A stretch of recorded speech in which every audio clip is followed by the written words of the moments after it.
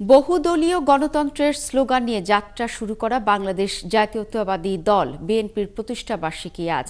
৪৬ বছরের দীর্ঘ এই পথ চলায় নানা চড়াই উতরাই পেরোতে হয়েছে রাজনৈতিক দলটিকে।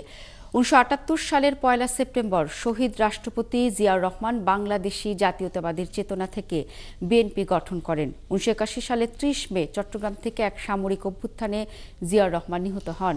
এরপর নানা ঘটনার মধ্যে দিয়ে ১৯৮৩ সালের ২১ ফেব্রুয়ারি বিএনপির হাল ধরেন তারই সহধর্মিণী খালেদা জিয়া। তিনি দলের চেয়ারপারসন। ২০১৮ সালের ফেব্রুয়ারি থেকে দলটির ভারপ্রাপ্ত চেয়ারম্যানের দায়িত্ব পালন করছেন তারেক রহমান। ২০০৭ সালে সেনা সমর্থিত তত্ত্বাবধায়ক সরকারের সময় থেকে যুক্তরাজ্যে অবস্থান করছেন তিনি। সেখান থেকে দল পরিচালনা করছেন তিনি। গেল ৬.৫ বছর কারারুদ্ধ থাকার পর দলের চেয়ারপারসন বেগম খালেদা জিয়াকে অন্তর্বর্তীকালীন সরকার মুক্তি দিয়েছে। প্রতিষ্ঠার পর ৪.৫ দশকের মধ্যে গত ১.৫ যুগ ধরে সবচেয়ে ভয়াবহ ক্রান্তিকাল পেরিয়ে ৫ আগস্ট শেখ হাসিনার পতনের পর এক সুবর্ণ সময়ের পটভূমিতে ফিরে এসেছে বিএনপি।